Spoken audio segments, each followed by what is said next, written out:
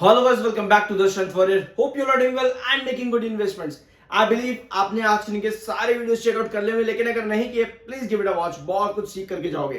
तो शुरुआत करते हैं इरेडा। आज के क्वार्टर वन के नंबर कंपनी ने अनाउंस किए हैं।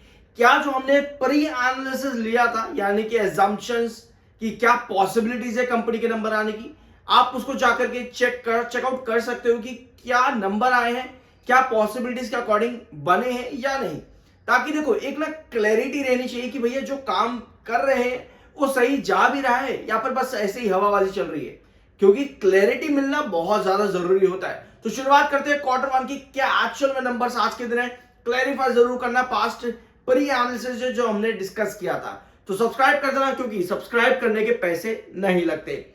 शुरुआत करते हैं इरेडा के क्वार्टर वन के नंबर से। क्या क्या कंपनी ने दिया है, नंबर्स तो कंपनी ने दिए ही हैं, इसके साथ में मैनेजरियल अपॉइंटमेंट जो कंपनी ने की है उसके बारे में भी कंपनी ने बताया है। QIPs कंपनी ने रिसेंटली दिया था क्वालिफाइड इंस्टीट्यूशन से, जिसमें 2005.9 करोड़ का रेज किया है कंपनी ने। इसके साथ में रिवाइज इनसाइडर ट्रेडिंग कोड भी कंपनी ने मेंशन किया है। अपार्ट फ्रॉम दैट, पिछले 5 साल के अंदर कितना कैपिटल गेन टैक्स कंपनी का एग्जेम्पशन बॉन्ड्स में आया है 9 जुलाई से, वो भी कंपनी ने यहां पर मेंशन किया। तो बहुत सी चीजें रिन्यूएबल प्रोजेक्ट में यहां पर जो हुआ है, सब चीजें कंपनी ने आज के क्वार्टर वन में बताई हैं।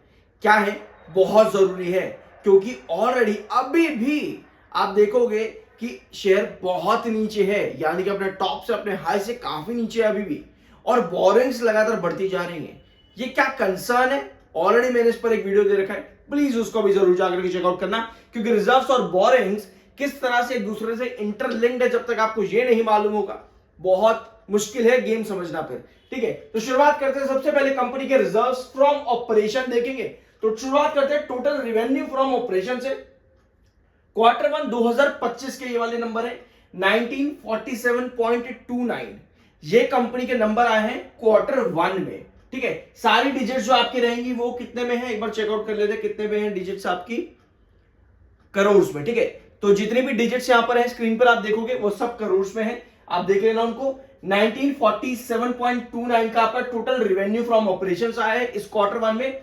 वेयर एज पिछले क्वार्टर के अंदर, यानी कि क्वार्टर ऑन क्वार्टर बेसिस पर क्या नंबर थे, यानी कि मार्च का क्वार्टर 1904, तो भैया ये इंक्रीज 43 करोड़ का है। क्वार्टर ऑन क्वार्टर बेसिस पर 43 करोड़ के ऊपर का जंप कंपनी ने दिखाया है टोटल रिवेन्यू फ्रॉम ऑपरेशंस में। ईयर ऑन ईयर बेसिस पर 1510, यानी 2024 के जून में 1510 कंपनी के थे, यानी कि यहां पे आपका डिक्लाइन पड़ा है कितना, 63 करोड़ का, 63 करोड़ के आसपास का। सॉरी, डिक्लाइन नहीं है, एक सेकंड, डिक्लाइन नहीं है, इंक्रीज हुआ, सॉरी फॉर दैट, इंक्रीज यहां पर हुआ है कंपनी में कितना, लगभग 437 करोड़ के आसपास का, 437। तो भैया कंपनी का revenue from operations quarter on quarter भी और ईयर ऑन ईयर बेसिस पर भी स्ट्रॉन्ग इंक्रीज है। Where year on year basis पर ये इंक्रीज बहुत बड़ा है। क्या कंपनी हर क्वार्टर में बेंचमार्क दे रही है? अगर दे रही है तो ये भी एक और अच्छा साइन है। जाकर के प्री एनालिसिस चेकआउट करना, बहुत कुछ वहां पर आपको मिल जाएगा। टोटल इनकम भी देख लेते कंपनी कितनी आई है, 1959 यहां पर है, और यहां पे कोई चेंज नहीं है टोटल इनकम में बेसिकली, क्योंकि अदर इनकम कंपनी की उतना बड़ा जंप हुआ नहीं है, तो ज्यादा बड़ा इंक्रीज नहीं है टोटल इनकम के अंदर। वेयर 12 करोड़ की अदर इनकम कंपनी की इस क्वार्टर में आई है, पिछले क्वार्टर में 10 करोड़ की इनकम थी अदर इनकम। और अगर ईयर ऑन ईयर बेसिस पे देखोगे ज्यादा बड़ा जंप नहीं है अदर इनकम में, but still quarter on quarter और ईयर ऑन ईयर बेसिस पर स्टिल जंप है कंपनी का टोटल रेवेन्यू में, टोटल इनकम में। एक्सपेंसेस देखना इतना ज्यादा जरूरी नहीं है यहां पर अभी, वो हम बाद में फिर कभी अगले वीडियो में डिस्कस करेंगे। और चीज देखते हैं, प्रॉफिट बिफोर टैक्स एक बार देख लेते हैं। तो 304 करोड़ का प्रॉफिट कंपनी का हुआ है, यानी कि एक्सपेंसेस देखने जरूरी हो जाता है भैया फिर तो। टोटल एक्सपेंसेस कंपनी के 1654 रहे हैं, तो एक्सपेंस बहुत ज्यादा बड़ा है कंपनी का। 1284 पिछले क्वार्टर में थे और ईयर ऑन ईयर बेसिस पर 1034। तो एक्सपेंसेस कंपनी के क्वार्टर ऑन क्वार्टर और ईयर ऑन ईयर बेसिस पर बहुत हेवी बड़े हैं, जिसकी वजह से कंपनी का प्रॉफिट बिफोर टैक्स जो आता है ना वो काफी कम हो जाता है, both quarter on quarter and year on year basis पर।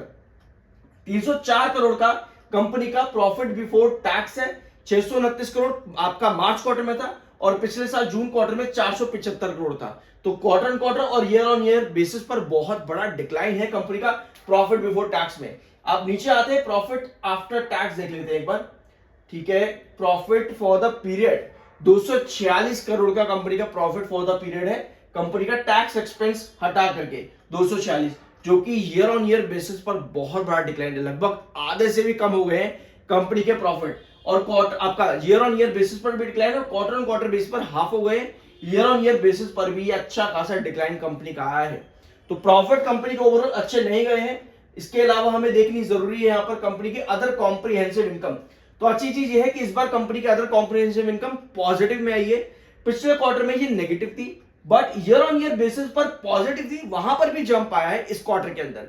ठीक है, ईयर ऑन ईयर बेसिस पर अदर कॉम्प्रिहेंसिव इनकम में कंपनी का जंप आया है, ये भी एक पॉजिटिव साइन यहां पर नजर आता है।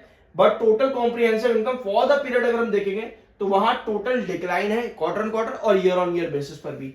एक रेड फ्लैग या ग्रीन फ्लैग या येलो फ्लैग, कौन सा फ्लैग यहां पर चलेगा? देखो, रेड फ्लैग जब भी किसी कंपनी में के नंबर्स में पड़ता है मतलब कि नंबर बिल्कुल अच्छे नहीं है, ठीक है। लेकिन येलो फ्लैग अगर आता है मतलब यह है कि कुछ सेगमेंट्स अच्छे रहे, कुछ सेगमेंट्स अच्छे नहीं रहे। तो क्या हम यहां पर येलो फ्लैग दे सकते हैं? मेरे ख्याल से यस, एक येलो फ्लैग यहां पर बन सकता है। ग्रीन फ्लैग मुश्किल रहेगा क्योंकि प्रॉफिट्स उतने अच्छे जनरेट यहां पर हो नहीं पाए हैं, ठीक है। लोन एसेट्स कंपनी का इंक्रीज हुआ है, जो कि टोटल आपको यहां पर दिख जाएगा लोन एसेट्स कंपनी का। अपेयरमेंट, लॉस अलाउंस और प्रोविजनल कवरेज इतना ज्यादा इंपॉर्टेंट है नहीं। एनपीए, रिस्ट्रेंट, एफआईआईज, ठीक है।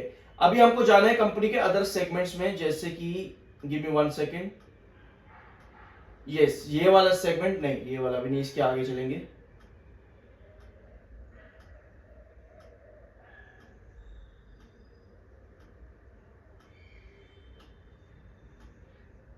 लोन्स रिवॉल्विंग अनलिस्टेड एनसीडीज नहीं, ये भी नहीं चाहिए हमें,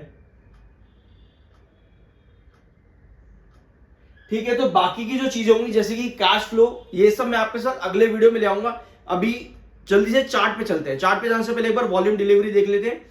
आज 2 करोड़ का वॉल्यूम आया, 36% की delivery regular basis, monthly weekly basis पर। आज डिलीवरी कितनी है?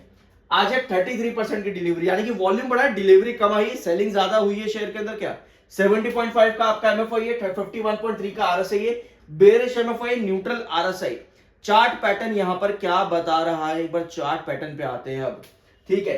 लास्ट वीडियो में हमने ये ट्रेंड डिस्कस किया था और साथ में हमने डिस्कस किया था कि येलो क्रॉसओवर के नीचे लगातार शेयर जा रहा है, और जितना येलो क्रॉसओवर बॉलिंजर बैंड के नीचे शेयर रहेगा उतना ज्यादा बेयरिश मोमेंटम बनता रहेगा। और यहां से लेकर के लगातार शेयर येलो क्रॉसओवर के नीचे रहा, लेकिन बायर आपके पास लगातार बनते चले गए डिक्लाइन होने के बाद भी, जिसकी वजह से आज मोमेंटम अच्छा बना।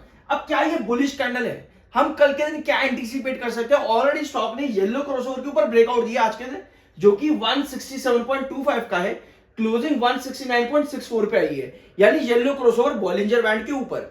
ऐसे में अगर कमिंग सेशन में स्टॉक इसी येलो क्रॉसओवर के ऊपर टिका रहता है तो हाई पॉसिबिलिटी है कि हम एटलीस्ट 172.84 को टच कर दे कमिंग सेशन में, जो कि ब्लू क्रॉसओवर के अकॉर्डिंग इसका रेजिस्टेंस है।